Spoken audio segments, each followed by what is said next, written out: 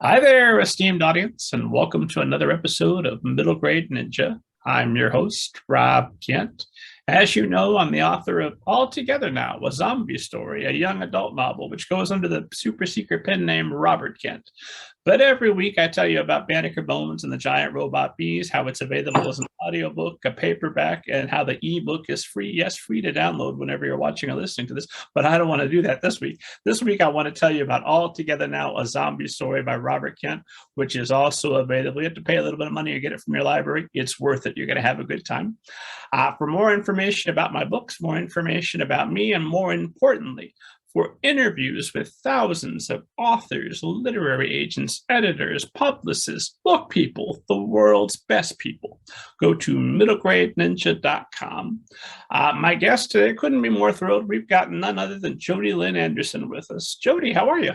I'm great. How are you? I am thrilled to be talking to you this morning.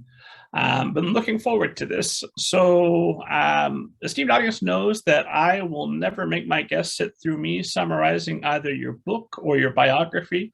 Why would you want to sit there as I fumble through either of those things, knowing that you're right here and could do a much better job of it?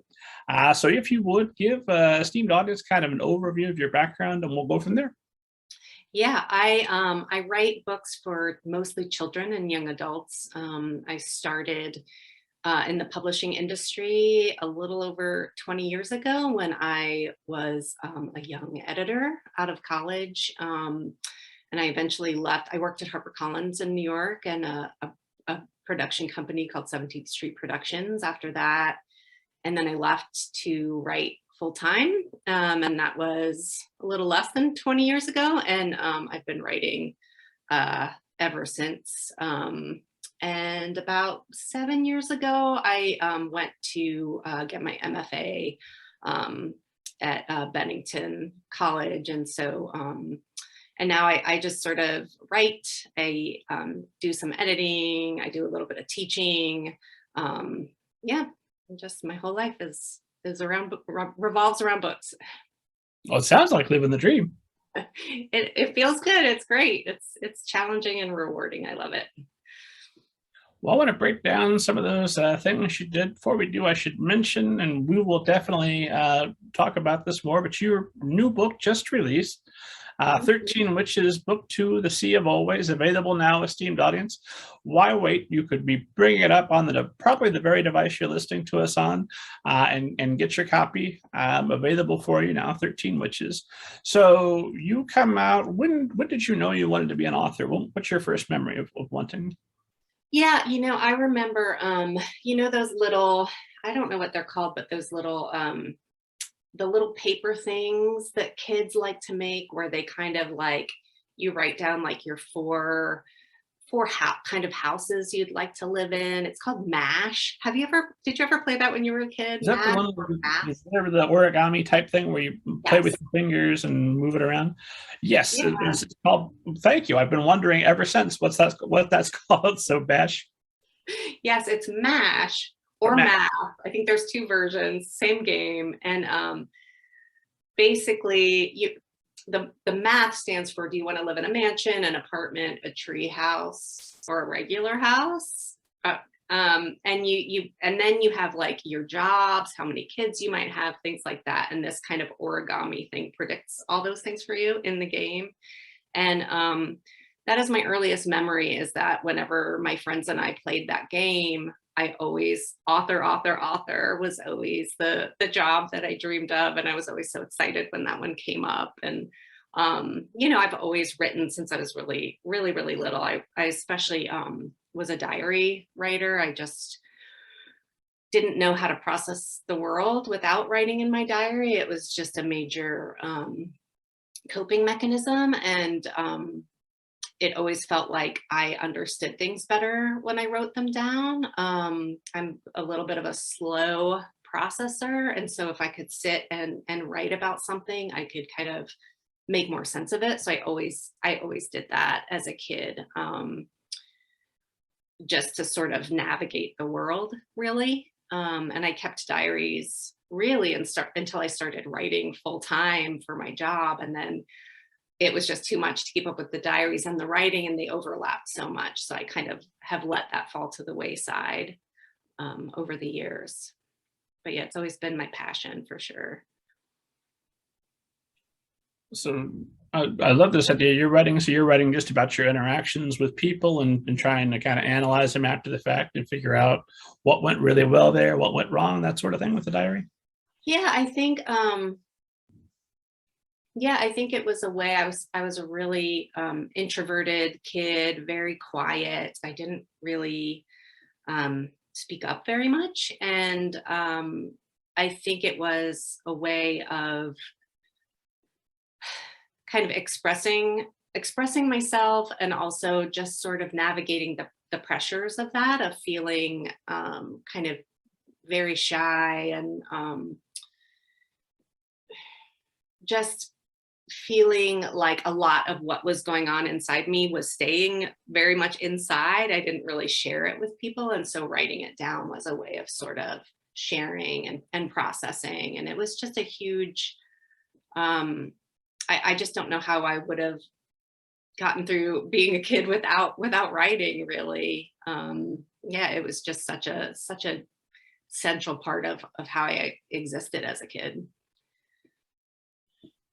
Nice thing about one of the things about podcasting is because I'm having these conversations with people and they're recorded and I can go back and enjoy them again after the fact.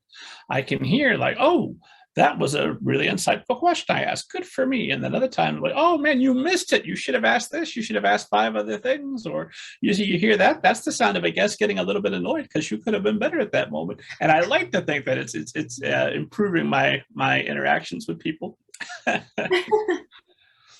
So it occurred to me that I'm so glad that when we did it, because we're approximately the same age, way back when we were doing the MASH, the paper origami figure trick, that it was analog. It wasn't all online, so that it would come back to haunt us, 20 years later. Hey, it's been 20 years. Remember when you said you'd live in a mansion? How's that going? Ah, man. I was so confident about it then. Now I'm in a tree house. I'm not the president. Ah. True. So okay, so then you go to the University of Maryland and you get a BA in British literature. Is that right? Mm-hmm. So, yes. And then from there, how do you go on to get a job as a book editor at HarperCollins? How do you make that transition? Yeah. So I discovered, I always read as a kid. And then when I got to college and took a couple of literature classes, it was the first time I'd really, really gotten excited about learning in school. Like I just was sort of a very lazy student up until then. And then I discovered something I was passionate about. And so I ended up majoring in lit, and but I didn't do any writing, and that really kind of came back to the shyness and not wanting to kind of share my work and being very private about writing, and never planned to share it publicly at all. And it's kind of a key moment that happened for me was in my senior year of college. My boyfriend and I went to visit his aunt, and his aunt was an editor. And we walked into her apartment and she just had these shelves full of books, and she was such a cool person. And it just, I was like, that is what I want to be. That is what I want. She's so cool, and I want to be like that. And so after I graduated college, I also really just fell in love with the idea of living in New York City. And so those two things came together really well, because of course, so many of the major publishing houses are in New York. And so I just started kind of casting a wide net, sending out. I tried to write a really creative cover letter for my resume that would try to be weird and strange and unique and grab people. And then I sent out a resume to just everywhere, and eventually got like 2 interviews and just really hit it off with an editor at Harpercollins, and ended up working there. And so that's kind of how I ended up in publishing. And I ended up at first in Harper Business. We published business books and kind of autobiographies of CEOs and things like that. And eventually I just sort of tiptoed over to children's books and ended up working at an imprint called Harper Trophy as an editorial assistant there. And it was awesome. Did you have like a clear roadmap in the back of your mind that, okay, first I do the business books, then the children's books, then I become a New York Times bestselling children's author? Or was it just I like books and let's see where this goes? Yeah, no, definitely not. You know, even when I was in business books, I loved the people in publishing. I loved the process of publishing. I thought it was really exciting, and just so many people in publishing are passionate about books. And so, yeah, I didn't really have any sort of plan. I think the children's publishing, the children's imprint job just kind of popped up, and I thought, wow, that really resonates with me. And so I kind of migrated over there, which really couldn't have worked out better because children's writing is just so much resonates with what my personality is like. And so kind of as I worked on children's books, you know, it just felt like home to me. And, you know, I still really wasn't writing, you know, to share my writing at all. It's that still was kind of the farthest thing from my mind. But then I ended up sort of through working in that imprint, I formed a connection with some editors over at a production company called 17th Street Productions. And they kind of package ideas for books, television, movies. They have freelance writers who write for them, and also, you know, writers who generate stories. And they kind of work with publishers hand in hand. And so I ended up kind of connecting with them and really loving what they were doing because it was so creative. And so I sort of ended up over there. And in that capacity, the editors had to do a lot more writing because sometimes you're kind of creating kind of ideas for book series and things like that. And so that was the first time I sort of ended up needing to share my work and needing to share my writing. And it just helped me get comfortable with that. Not that I'm ever really comfortable with, that's always daunting, but it helped me gain some confidence there, and just, you know, push me out of my comfort zone, basically, into kind of being more open with the things that I was drawn to and working on. Gotcha. So I love this idea that you're editing all week and then you're writing, but not for any purpose, just because you really enjoy it and it's still helping you analyze interactions, analyze the world, make sense of what's going on around you.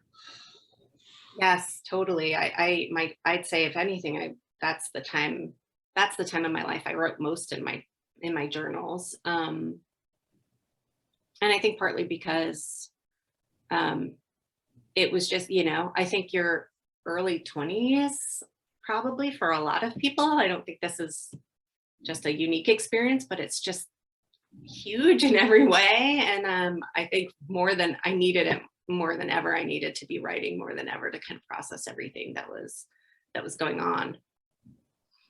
Gotcha. So you're with Harpercollins, and what year are we talking that you start with them? Oh gosh, okay. So I graduated college in 97. So it would have been probably 98 to 2001, 2002, something like that. long time I'm ago. trying to get a sense because I know obviously some time has passed and publishing has changed somewhat. If we're talking back in 22, everyone's still saying ebook. Who's going to read an ebook on your computer? Get out of here.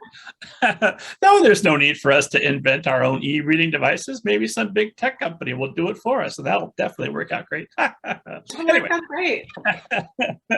so at that point, obviously, those of us who have been paying attention to the publishing world have seen some editors resign in rather spectacular fashion, blowing up on social media and letting us all know that they feel that they have not been fairly compensated or treated fairly at the time. We're talking about a different time. When you get there in 2002, are you able to work just the one job as an editor, or do you have to work other jobs to get the rent? Yeah, it was not a high-paying job. It was tough to make ends meet, and the hours were a lot. I worked a lot of weekends and evenings after work. I did not have another job, but I did live in some sketchy places because that was what I could afford. Yeah, I don't feel any, I don't, and for me, I don't wish it had been any different. But it was, I always saw it as an apprenticeship, and basically it was such a learning experience, especially about the mechanics of writing. One of the things we did in our office was we shared the editors, the senior editors, the editors that were more senior than me, shared their editorial letters that they would write to their authors. So they would print out a copy of the editorial letters, and they would all go in a box, and like up on a shelf that was very central to the office. And then whenever the beginning editors wanted to kind of learn the ropes of writing editorial letters and the mechanics of that, the editorial letters would be things like pacing, character development, structure, texture and tone, all of those things.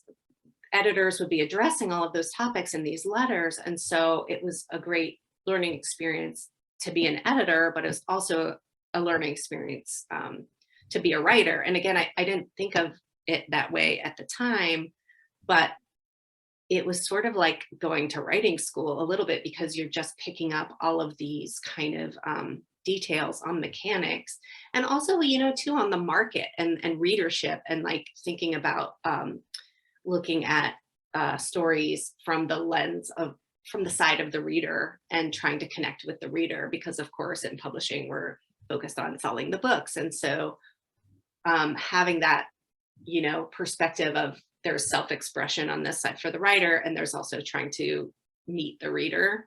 And I feel like in those letters, all of that was present, and it was wonderful. So I feel like I got so much out of it, that, living kind of hard scrabble for a while was worth it. Yeah. I'm assuming that's all building a base of knowledge that you're still using in your daily life today as an author. Absolutely. Yeah, I think it was a very foundational experience for my writing. And I think, over the years, one of the reasons I went to get my MFA was that I did want to, I think when I first started out writing, I always had that marketplace mentality in my mind of what do people want to read and what is publishable, and that's just kind of where I came from.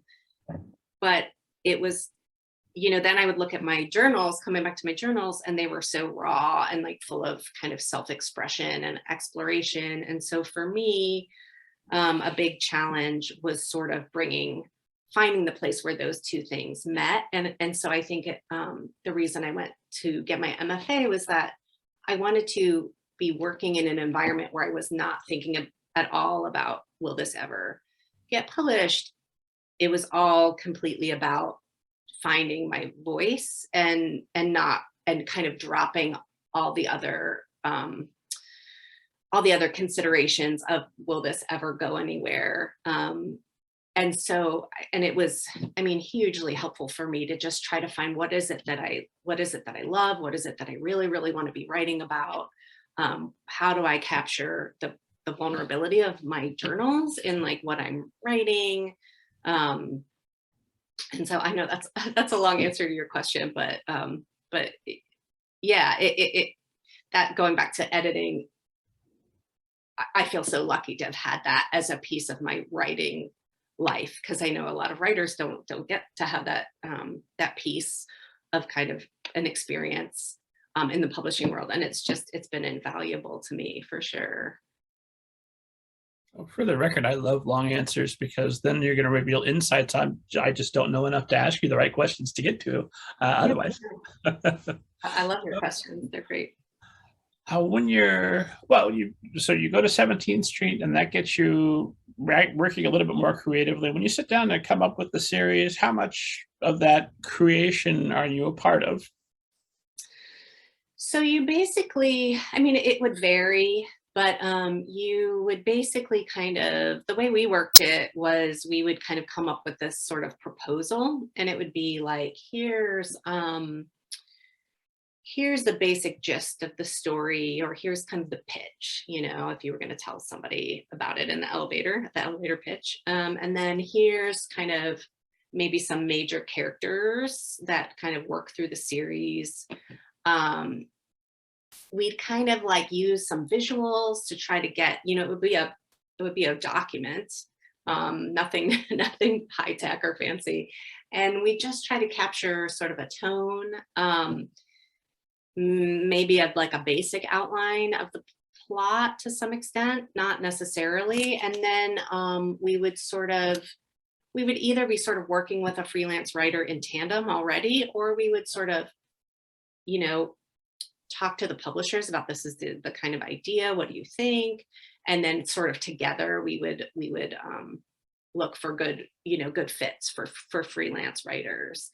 And that model really changed, I think. So 17th Street Productions had really made their mark with the Sweet Valley Twins series back in like the 80s. And so when I came in the late 90s, that model was really shifting, because people, I think the young adult market particularly, was looking for a lot more sophistication and voice, and a lot more uniqueness, and a lot more quirk. And so I think that's shifted a lot now. I think that those projects are a lot more author driven than probably editor driven, is my guess, although I've been out of that business a long time, so I'm not sure. But we were just sort of on the cusp where it was sort of changing. And I think probably they kind of, my guess is they reach out more to authors now to kind of generate, and then the editors kind of work with them creatively. That makes sense. As you're talking, I'm wondering, well, if you've already got the plot, the characters, and the tone, what do you need an author for? Just sit down and hammer that thing out.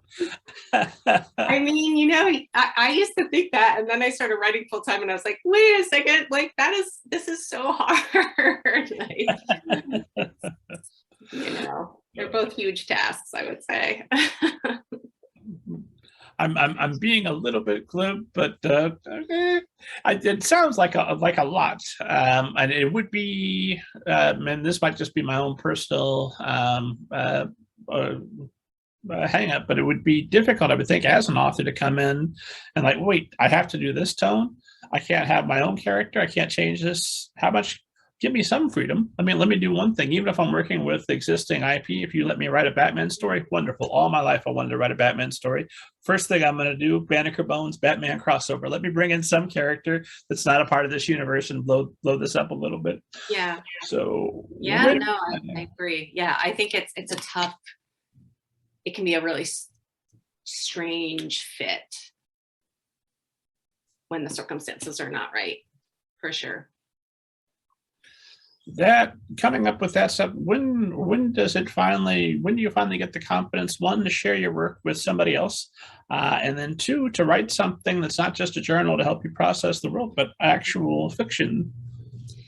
So yeah, I think it was through having some success with some of those projects that I was working on as an editor, and doing a lot of kind of brainstorming for, and working sort of in partnership with the writers. I think that seeing those things kind of the fruit that came of those things and those projects, um, just started to kind of, that was really the first time that I started to seriously entertain the idea of writing for myself. And so I started talking to them. I also, just for other reasons, was planning to leave New York. And I started talking to them about, whether I might leave and kind of write something for this production company. And so I did. I wrote under a pseudonym, a group of 4 books. I don't know if I'm going to say the name of the books or not. They're pretty bad. And I remember my first review was like, mediocre characters cannot save or cannot save the like plot, something just terrible, terrible review. And I definitely, I was writing those books. I was writing my first books when I moved to Atlanta, and I worked as a temp at a industrial gases corporation, and I wrote those books on the side. And I couldn't, I used to only cook. This is a pitiful story, but I used to cook like all my dinner. Like I would cook pasta every night in my coffee pot because I couldn't afford the gas for my stove.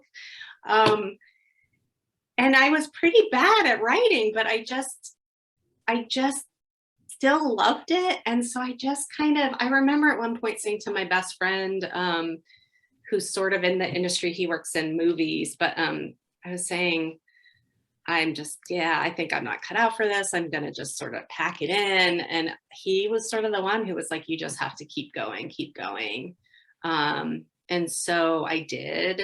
And then the next kind of couple of books that I wrote, I really felt like I leveled up just by working on my mechanics. And so I wrote the first of a trilogy called May Bird and the Ever After. And then I wrote a book called Peaches. And that was sort of the first time I felt like I was getting somewhere with my writing. Very very jealous that you get to bury your first works under a pseudonym.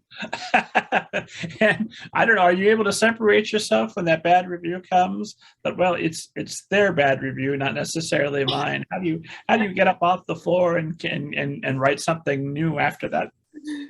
I wish I could separate that from myself, but no, I'm very much that person. And I don't know. I feel like it's like you have to kind of get a bunch of stuff out. Like for me, I think what was really maybe not ideal about those early books was that I was it was all angst. I was just like, let me get all this angst. And I'm pro angst. Like I love to write about sadness and darkness and all of the things that are painful.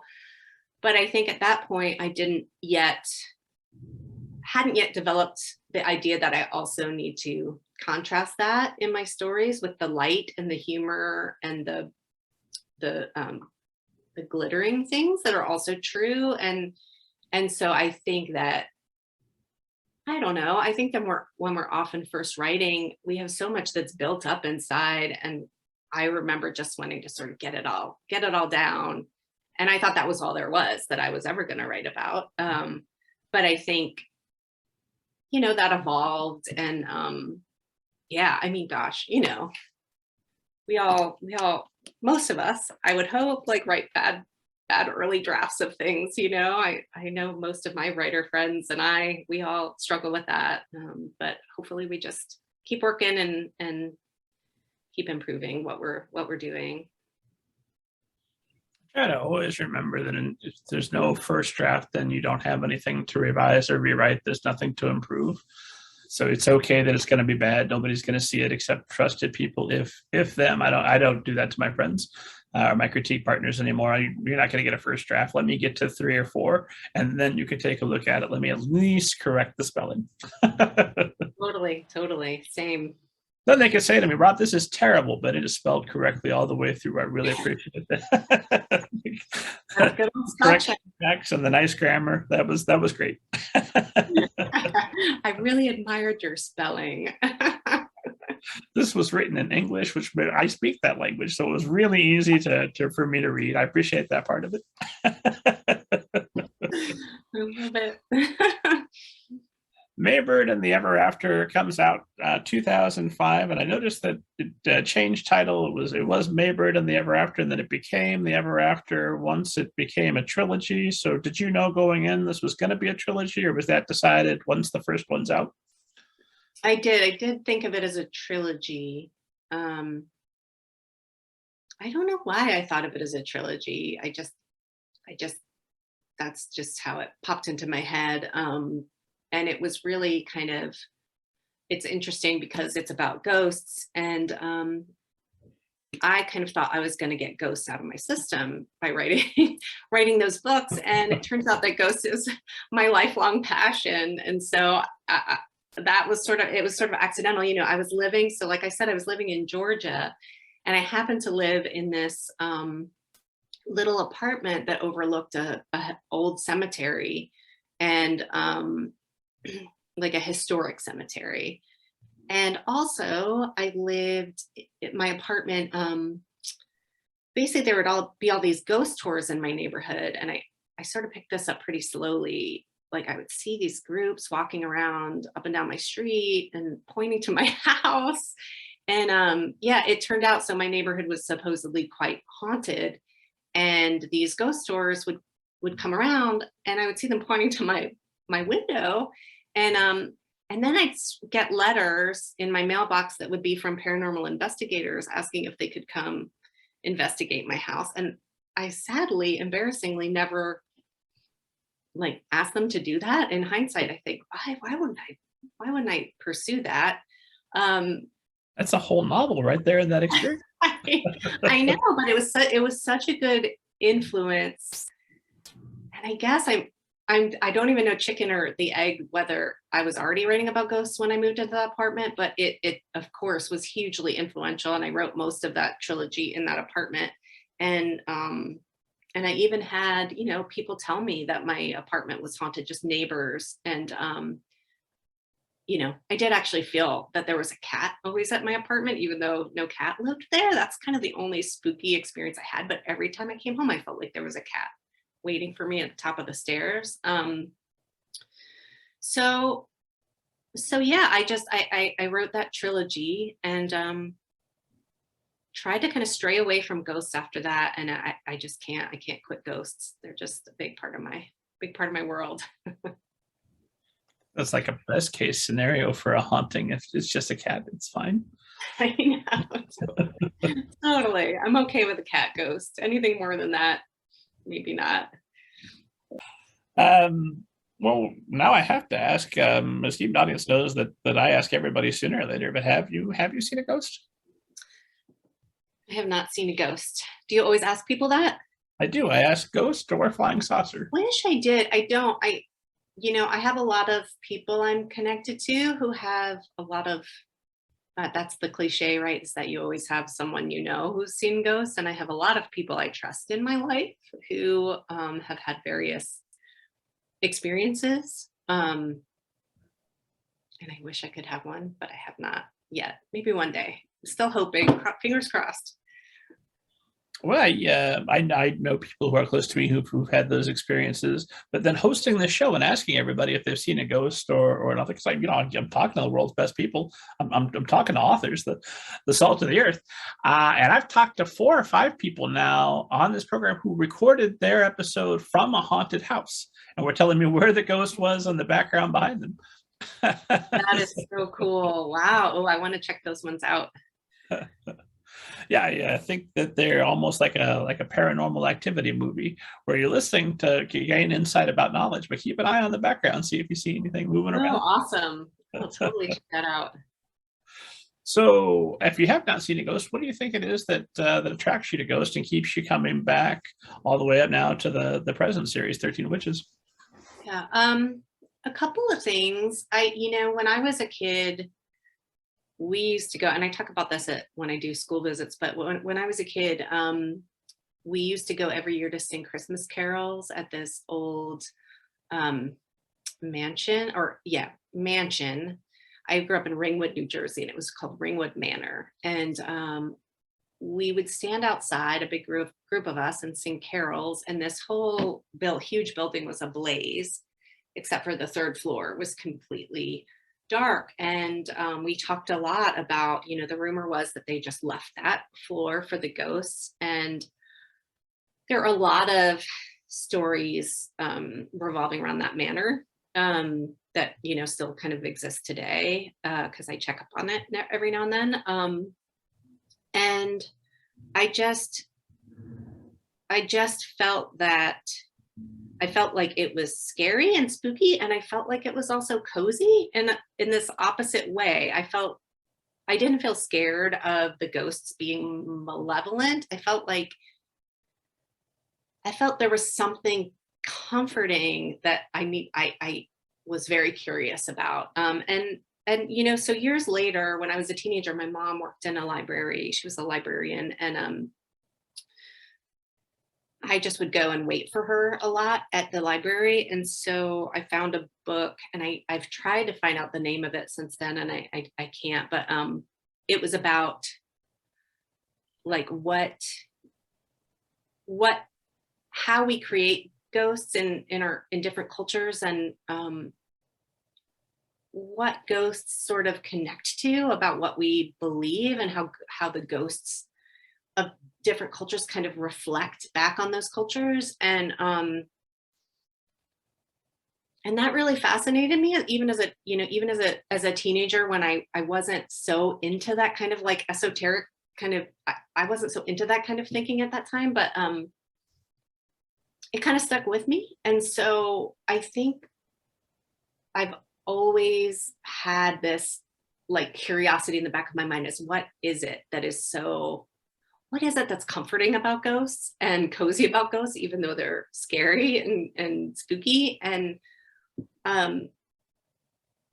so I think a little bit I'm always trying to write about that. I think part of it is with the May Bird Trilogy. I was really worried. There were some people in my life who were quite sick at that time, and I was really worried about them passing away. And so it was a way to just kind of the comfort of thinking of spirits going on to this kind of goofy world where ghosts have retirement communities and amusement parks and everyday concerns. That was very comforting to me. And it still is. And I think, I know there's this, I don't know, are you familiar with this fairy story? There's a book about fairy stories. It's called Fairy Stories. And it's like written by an old author, and I think it's a man, talks about why fairy stories are so important to us.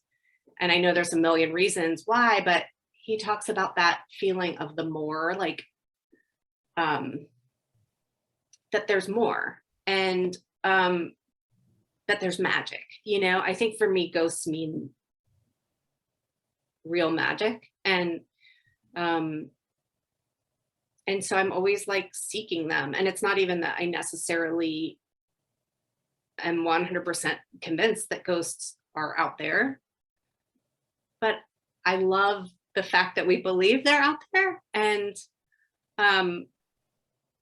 also, like, I talk about this in my school visits as well, but ghosts, even though we've never proven ghosts exist, like we share them with words. Ghosts are this very tangible piece of the world that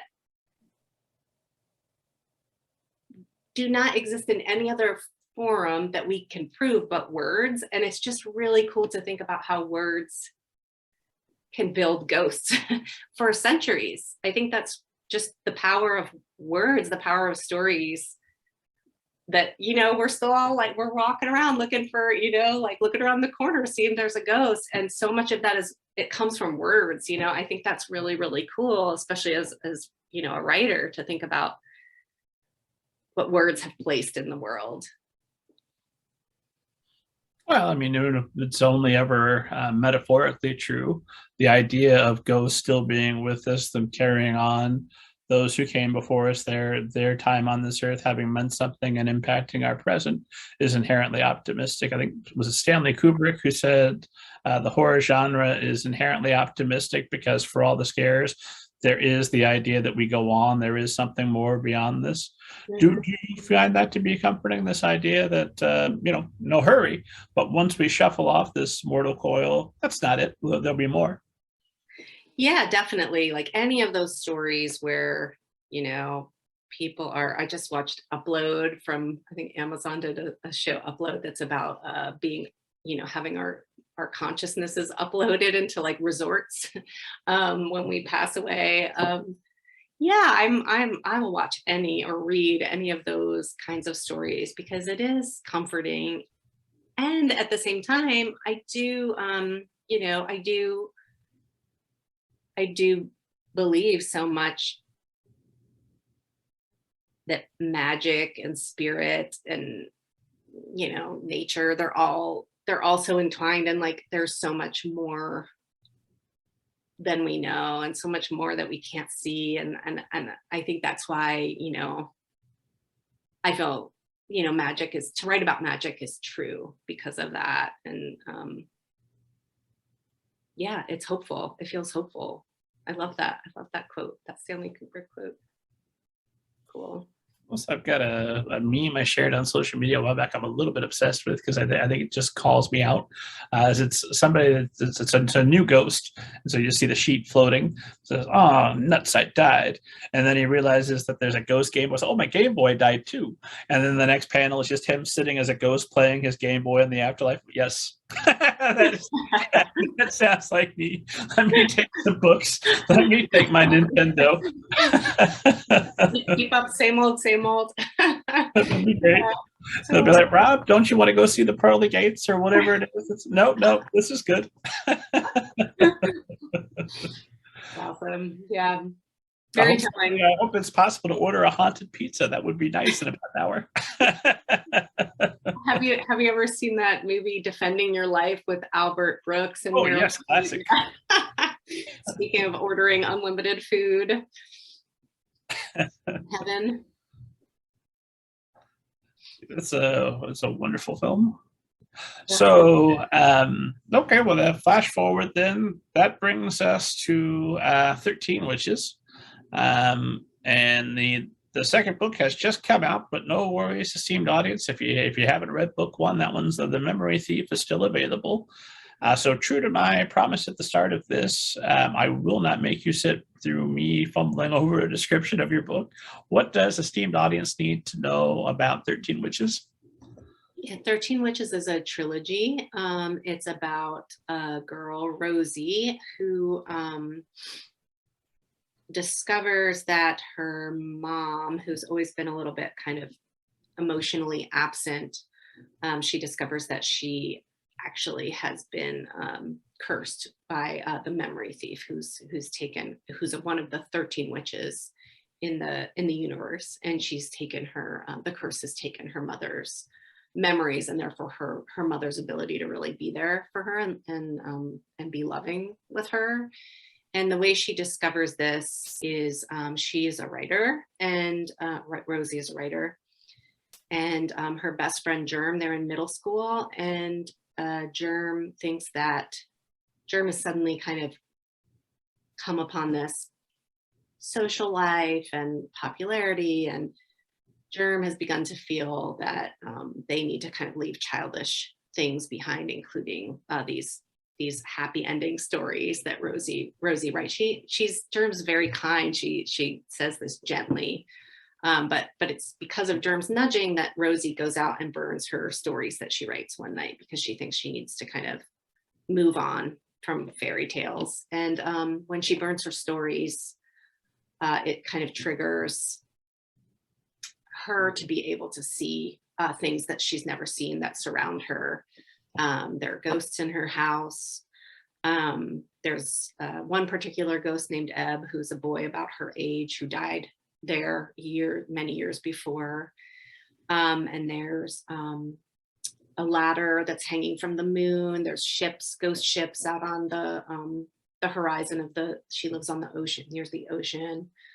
And so once she finds out about this world, she finds out soon about the curse and the witches. And she kind of sets out to try to destroy this witch who has stolen her mother's memories in order to get her mother's memories back. And meanwhile, there's a lot of navigating middle school and her friendship with Germ as Germ kind of changes. So who was the ideal reader for the story? You mean kind of age-wise or? Any kind of wise. Wise. You could pick anybody on Earth and say, this, you need to read this right now. Who are you going to?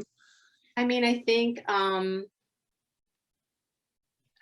often write for people who are shy and introverted and people who feel a little different.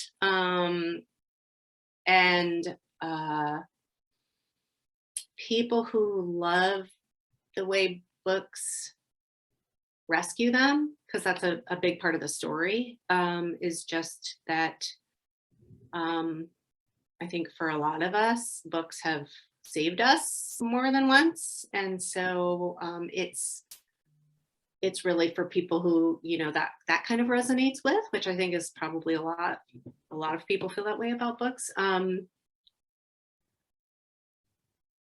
Yeah, and I mean, age range, probably kind of depends on what, maybe 10 and older. And I tend to write books that have a lot of kind of humor that can kind of translate to adults as well as kids. I try to kind of have that, bridge that in my writing. So, yeah. Thinking of the parents or the teachers who are going to be reading this aloud to younger people. Yeah, I think that, I always try to write what I would like to read as an adult, as well as what a kid would like to read. I think I'm always trying to think of that, keep those things tightly together. I think I'm always writing like completely with my own sense of humor, which is kind of childish and childlike and adult at the same time, I would say. So I think that's just what the natural place where I fall with my writing. And then as the sea of always, this a middle book and we're looking forward to a third and possibly fourth. That's right. Yeah. So in the second book that just came out, Rosie and Germ, despite the kind of complications in their friendship, they're still tightly loyal to each other, and they are setting off on a time traveling whale through the ocean to chase down the other witches who are left. And then there will be a third book, or there will be, yes, there will be a third book. I just finished the first draft of that, and that has kind of an outer space element. Rosie gets around, and I love the first book is kind of more of a mystery, and the second book is more of kind of an adventure. And the third book, I'd say, is a little more kind of sci-fi feeling. And I think that was something I sort of set out to do initially, because I always had the end in mind. And the end, I always wanted it to play a lot with perspective and being able to shrink and travel great distances and all of these sort of sci-fi elements. I love, I don't know if you know Grant Naylor, Red Dwarf, but I've loved that book forever. I know it's a show as well. And those things kind of they all fit really well together in my mind for this particular trilogy. They all just seem to kind of naturally fit for this story. Well, congratulations on finishing your first draft. That's huge. Thank you. Yeah, it's terrifying as always. And but yeah, very, like, I always just, the night after I turn in something, I just lay awake and think of all the things I did wrong, and just terrified about what my editor is going to say. But it's also a good feeling. I get to, sleep in every once in a while, so it's good. Sure. There's that until you get the next idea. Do you feel like at this point you haven't said goodbye because you still got to do revisions and rewrites, and then you'll have to go out and talk about it and promote it and everything? Mm-hmm.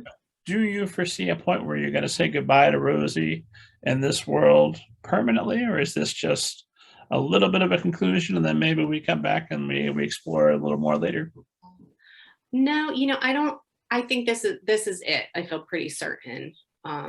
It's funny because May Bird, that trilogy I wrote 20 years ago, and I still every once in a while think, okay, we're going to go back. Like, I'm going to go back and visit May Bird. I feel like there may still be one more story there, but no, at 13 Witches, I think. Well, you never know. You never know. I do have some thoughts for like a little spin-off thing, but we'll see. We'll see. Well, even if you never write May Bird 4, just having your characters in your mind and knowing that there are possibilities or imagining what might be happening to them, that's its own little reward. It's so true. I know. And it's funny because, the first book event I ever did for May Bird, which was, I was just so excited to get to do a book event. And it was, this was a long time ago. And this little girl came up to me and asked about one of the characters, Somber Kitty, who's May Bird's cat, who's a big character in the story. And she was asking me all these questions about Somber Kitty's life after the stories, as if Somber Kitty was still like living. And I just that was one of the most satisfying moments I've ever had as a writer, because I loved that Somber Kitty lived on for her. And I mean, they definitely do for me. I wonder about them a lot, as if they're real people that I'm thinking, how are they doing? That's definitely there. And it is like a privilege, to have that, to live with that.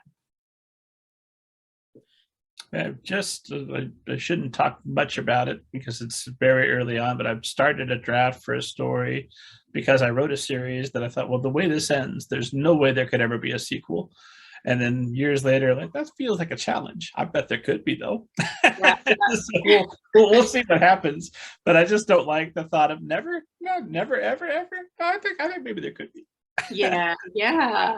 Do you feel those attachments as well? Like, do your characters live on in your mind? Yeah. Even if, in most cases, if I really feel strongly, I'll just sit down and write. Like, there will be another Banneker Bones probably eventually. There's no rush because I've just finished the trilogy and it's good for a moment. But at some point, I think about him frequently. I hear the call of whatever that is, that whatever the muse is that pulls you in, like, hey, this direction. Not today, but maybe a year from now, maybe a couple of years from now, maybe a decade from now, you'll be back. Yeah. Even if that's not true, it's still nice just to have that feeling that I could go back. Right. Totally. It's like having a friend who like lives overseas or something. Like, you don't know if you'll get to see them again, but you're always going to live with that hope, that you get to be together again at some point. Are you able to sit down and like pick up May Bird and reread it, and without knowing that you can't change anything, and just enjoy it as a book? I have not.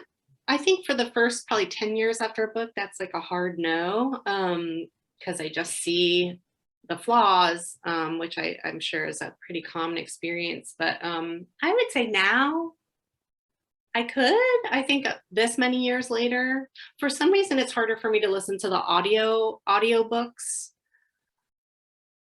For some reason, it's more embarrassing to me. Maybe because they're coming more to life or something. I'd say if enough time passes, then I can go back. But yeah, it's really hard for the first few years. And it's funny because I don't know if you have this experience, but like you work so hard on a book, and then it comes and you have your moment of like, yes, it came in the mail and it's printed and it's this is so exciting. And then the next day I'm kind of like, okay, I'm gonna just put it up there, and like there's something uncomfortable about thinking about it too much as like being a real book. Maybe it's partly that we have to move on, to the next thing. I do have the problem when I start a new book, somewhere around chapter 4 or 5, when I'm into it, but I'm not that far in, I'll find myself opening up the last book that I finished and rereading parts of it because it's done. It's so beautiful. I don't have to worry about anything. Oh my gosh, you totally. That is actually so true. I until you said it, I didn't realize you did that. I totally do that too, because you're like, oh, this is so nice. Like it's these paragraphs are actually edited. Yeah. That is so funny. How am I going to resolve this story problem? Nailed it. It's done. Not a problem. Totally. And I'm often like, who wrote this? I think it's me. So you've done your first draft. How long did draft 1 of the third book take? Draft 1 of the third book. Yeah, that went really, really quickly. I actually, the book 1 took me forever. It was due, and I mean, it went on another 2 years after it was due because I just couldn't. There was more than any other book I've worked on. I think I was really blocked on book 1, and I think that's because I was trying to write about something really abstract, which was how Rosie could use stories to fight witches. I knew that I wanted to, that was one of the kind of motivating forces of writing the book in the first place, was that I have this habit of when I read a news story that really bums me out,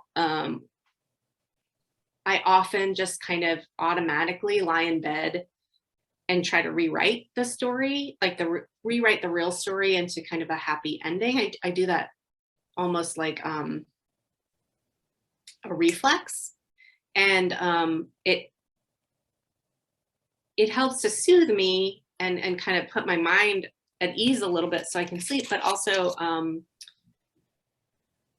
when I was kind of coming up with this idea for 13 Witches, I just also started thinking about how I do have this kind of, as we were, talking about magic earlier, I just do have some kind of belief I can't explain that even when we're only telling stories to ourselves, they change something in the world. I just have that faith. And so I wanted to write about that.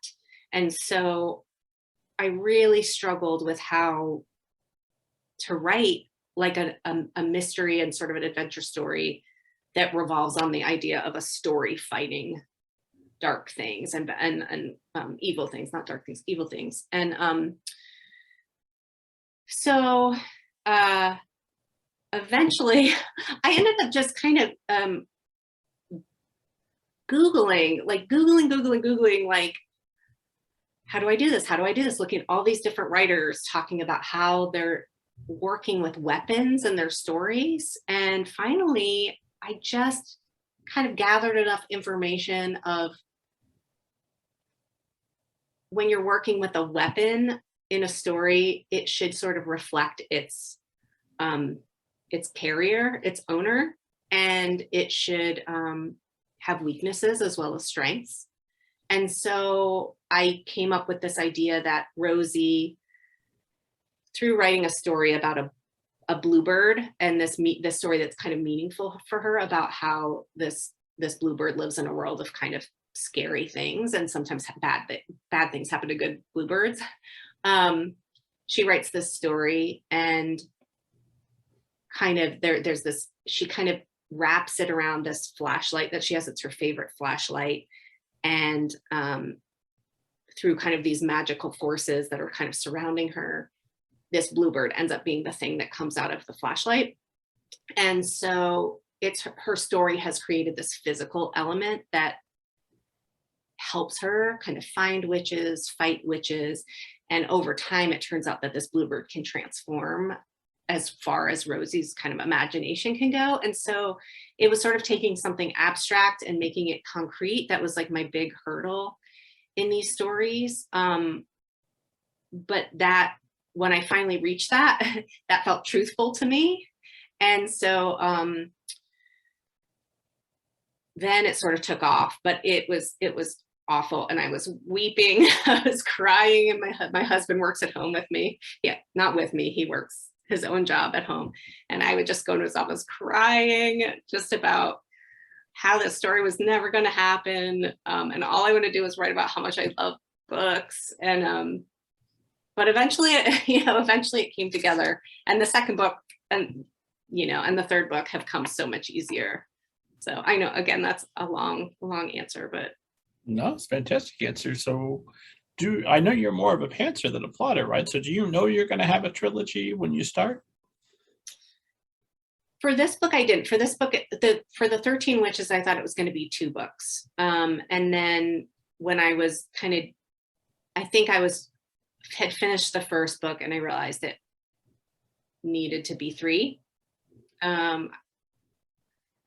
It's almost like I just picture what I would like to hold in my hands at the end. I have something we used to do at the production company I worked at was, I think our boss used to put, like, he would just take construction paper and kind of wrap it around a book so that it was like a blank. I actually have here, hold on, I'll grab it.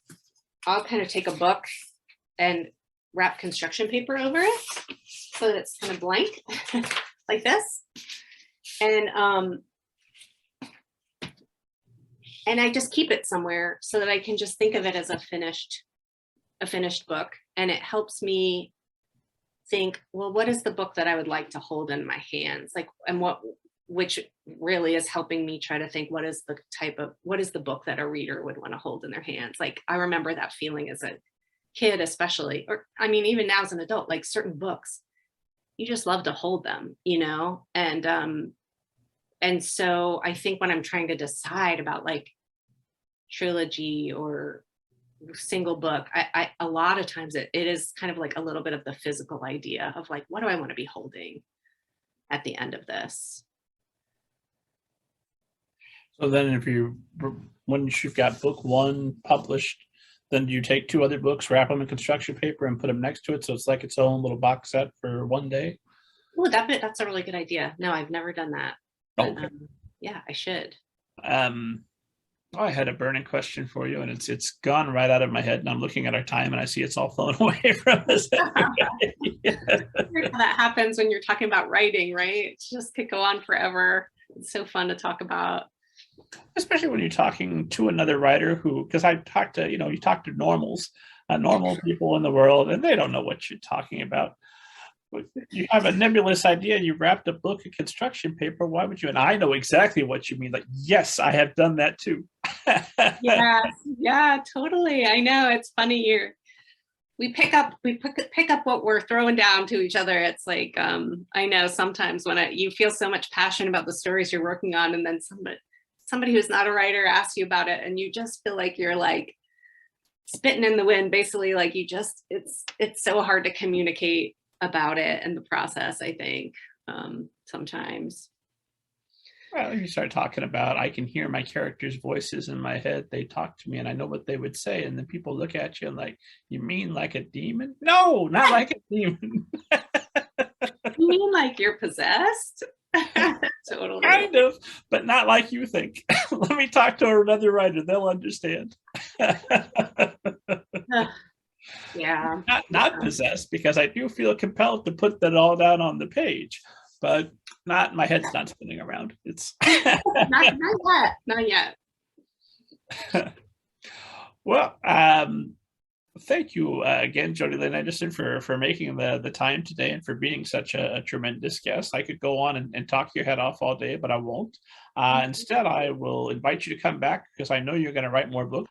For today, my final question is usually some variation of if you could go back to the start of your career, middle of your career, wherever it would have been most helpful to you. And give yourself some advice that would have helped you then and might help all the authors who are watching and listening to us now. What would you go back and tell yourself? Yeah, I feel like Margot Fontaine, the dancer, always has such good quotes on this kind of stuff. And I'm gonna horribly mangle and paraphrase, but she talks about how like creating something beautiful is about finding a way to be yourself in what you're writing or what you're working on. For her, dance. But I think that finding a way to be yourself and be comfortable with the things that you're passionate about and to follow the things that you're passionate about in your writing, even if you're like, oh, I really don't want to be the person who always writes books about ghosts, but that's what's in my heart all the time. And so I think that that is something I wish I could have told myself a little earlier. And it's hard. I mean, it's hard. It's hard to be ourselves, I think, in life. And it's the same in writing. And but so it's like easier said than done. But the closer we can get to it, I think the better our writing will be. Where can esteemed audience find you online, follow you on social media and all that good stuff? Mm-hmm. So I have a website, jodilynanderson.com. I don't do a lot of social media because I'm very, very bad at it. But you can visit me on my website. I try to, I have a contact thing on there. I try to get back to people as often as I can when they write in. And I am hoping to establish some kind of blog soon. We'll see. but yeah, I'm not great at social media, and I'm deeply apologetic for that, but I'm trying. I think you're better off. You're probably mentally much healthier if you're stepping away from. So I just read it anymore. I don't even try to put much out there. Just reading it makes me feel a little bit worse about the world. After I have to time it and say, okay, that's enough. Put that away. Yep. That's part of why I've pulled away a little bit, but the other half is I never generated any interesting stuff on social media anyway. But yes, I'm with you 100%. But when you start your blog, if people are heading to jodilynanderson.com, they're going to find it. Yes, that's where I'll park it. Mm-hmm. And there's all sorts of stuff about books and things like that on there.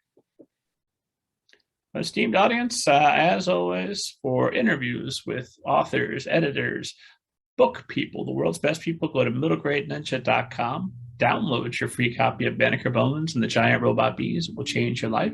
And God willing, I'm alive. I'll see you next week. Thank you so much, Rob.